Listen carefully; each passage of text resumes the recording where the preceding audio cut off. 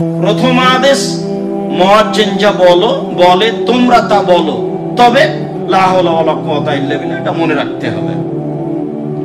দ্বিতীয় আদেশ, আজান শেষ হয়ে গেলে আমার উপরে দুরূদ পড়ো, দুরূদে ইব্রাহিম। পরের বাক্যে তিনি বলছেন, মান সাল্লা আলাইয়া সালাতান সাল্লাল্লাহু আলাইহি ওয়া আশারান, কেউ যদি আমার উপরে একবার দুরূদ পড়ে তাহলে আল্লাহ তাআলা তার উপরে 10 বার রহমত বর্ষণ করেন। লা ইয়ালামুনা ফিত তাহজিরে, মানুষ যদি জানতো জোহরের সালাতে কি আছে, লাস্তাবাকু ইলাইহি, তাহলে দৌড়িয়ে জোহরের সালাত আদায় করতে যেত। মানুষ যদি জানতো মাহফিল আতামাতে ওয়াসুবহে, এশার সালাত আদায় করলে কি হয় আর ফজরের সালাত আদায় করলে কি হয়, তাহলে লাতাহুম আলাউ কানা হাবওয়ান, হামাগুড়ি দিয়ে হলেও যেত। স্বাভাবিকভাবে যদি যেতে না পারে তো হামাগুড়ি দিয়েও হলে যেত, যদি জানতো ফজরের সালাতে কি আছে আর এশার সালাতে কি আছে। এই দুইটা সালাতই আমাদের জন্য বেশি ভারী, বিশেষভাবে ফজর। সালাতের অভাব নাই, তাসবিহ তাহলিলের অভাব নাই, কিন্তু ফজরের সালাতে নেই। প্রায় মানুষ ফজরের সালাতে নেই। যেটা বারবার বলেছি সেটাই মনে রাখতে হবে, রাত 10টায় ঘুমিয়ে যেতে হবে, যে কোনো মূল্যে, যে কোনো মূল্যে রাত 10টায় ঘুমিয়ে যেতে হবে, রাত 3টায় উঠবেন। আপনিও শান্তি পাবেন আর আল্লাহকে ডাকা হবে, কেননা আপনার জন্য আল্লাহ নেমে এসেছেন প্রথম আকাশে। আপনি যদি কিছু না বলেন তো উনি নেমে আসলেন যে আপনার সাথে কথা বলার জন্য, তিনি সপ্তম আকাশ থেকে প্রথম আকাশে নেমে এসেছেন। কেন আপনি উঠবেন না, একটু কিছু বলবেন না? 2 রাকাত সালাত আদায় করেন, কিছু বলেন,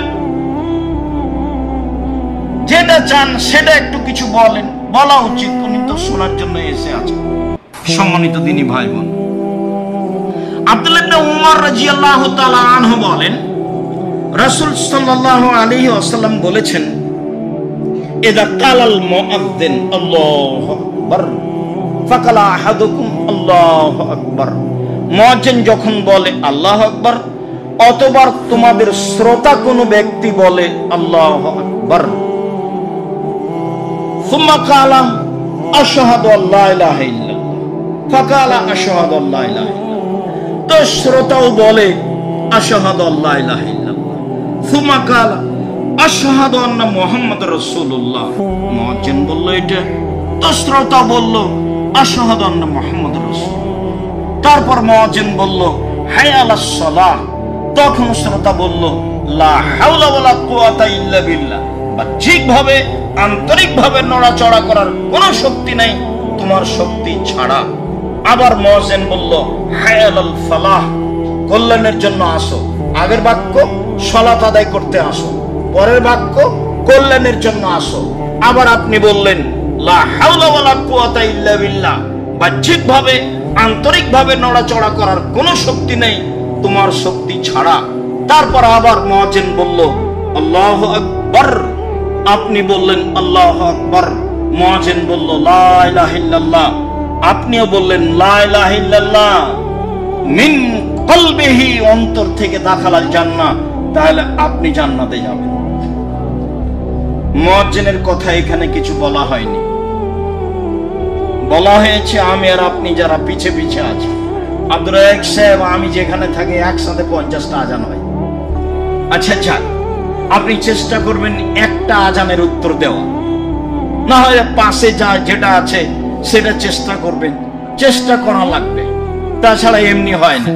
আমি নিজে একাধিক দেখেছি, একাধিক দিন দেখেছি, যখনই আজান হচ্ছে আমার শাশুড়ি গোবিন্দগঞ্জ, গাইবান্ধা, রংপুর, ফাঁসিতলা, চাঁদপাড়া, যে আশেপাশে ছেলে মেয়ে যখন বাচ্চারা একটু হইচই করতো তখন বলতেন এই শরত শরত, তোমরা শরত, তোমাদের কারণে একটু আজানের জবাব দিতে পারি না। আজান হওয়ার সাথে সাথে আমার শাশুড়ি দেখতাম যে রেডি হয়ে গেছে আজানের উত্তর দেওয়ার জন্য, মানে সব কাজ বন্ধ, প্রস্তুতি তার আজানের উত্তর দিবে। আমি একাধিক দিন এরকম দেখেছি। রাসূল সাল্লাল্লাহু আলাইহি সাল্লাম বলেন, অন্তর থেকে কেউ যদি আজানের উত্তর দেয় তাহলে সে জান্নাতে চলে গেছে।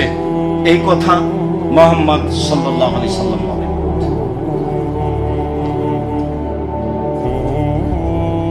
আব্দুল্লাহ ইবনে আমর বিন আস রাদিয়াল্লাহু তাআলা আনহু বলেন, রাসূল সাল্লাল্লাহু আলাইহি সাল্লাম বলেছেন, ইজা সামিতুমুল মুআদ্দিনা ফাকুলু মিসলা মা ইয়াকুলু। পৃথিবীর মানুষ, যখন তোমরা মুয়াজ্জিনকে শুনবা আজান দিতে, তখন মুয়াজ্জিন যা বলে তোমরা তা বলো। পৃথিবীর মানুষ, যখন তোমরা মুয়াজ্জিনকে আজান দিতে শুনবে, তখন মুয়াজ্জিন যা বলে তোমরা তা বলো। যখন আজান শেষ হয়ে যাবে, সাল্লু আলাইহা, আমার উপরে দুরূদ পড়ো। সাল্লু আলাইয়া, তোমরা আমার উপরে দুরূদ পড়ো। আদেশ, প্রথম আদেশ, মুয়াজ্জিন যা বলে তোমরা তা বলো। তবে লা হাওলা ওয়ালা কুওয়াতা ইল্লা বিল্লাহ, এটা মনে রাখতে হবে। দ্বিতীয় আদেশ, আজান শেষ হয়ে গেলে আমার উপরে দুরূদ পড়ো, দুরূদে ইব্রাহিম। পরের বাক্যে তিনি বলছেন, মান সাল্লা আলাইয়া সালাতান সাল্লাল্লাহু আলাইহি বিআশরান, কেউ যদি আমার উপরে একবার দুরূদ পড়ে, তাহলে আল্লাহ তাআলা তার উপরে 10 বার রহমত বর্ষণ করেন, তার প্রতি দয়ার দৃষ্টি দেন।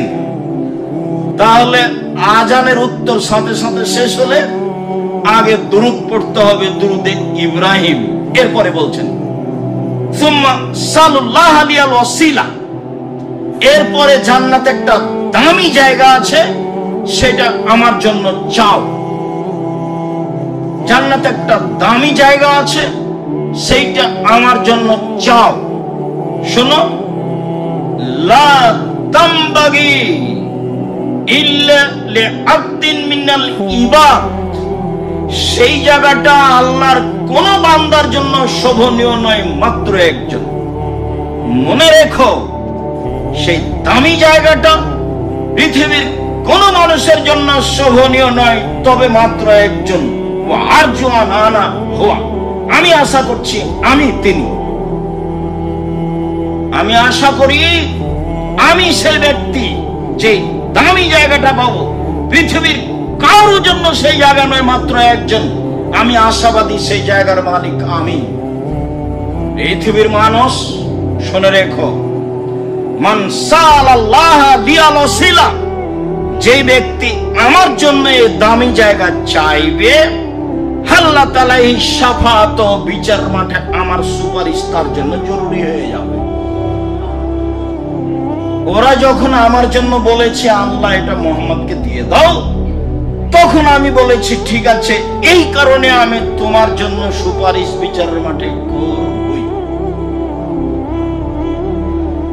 জাবের রাদিয়াল্লাহু তাআলা আনহু বলেন, রাসূল সাল্লাল্লাহু আলাইহি ওয়াসাল্লাম বলেছেন, মান কালা হিনা ইয়াসমাউ নিদা, আজান শেষে আজান শুনে যে ব্যক্তি বলল, আল্লাহুম্মা রাব্ব হাযিহি দাওয়াতি তাম্মা ওয়া সালাতিল কায়েমা, হে এই পূর্ণ আহ্বানের প্রতিপালক, এই প্রতিষ্ঠিত সালাতের প্রতিপালক, শোনো, আতি মুহাম্মাদানিল ওয়াসিলা ওয়াল ফাদিলা, মুহাম্মদ সাল্লাল্লাহু আলাইহি সাল্লামকে দামি জায়গাটা দিয়ে দাও।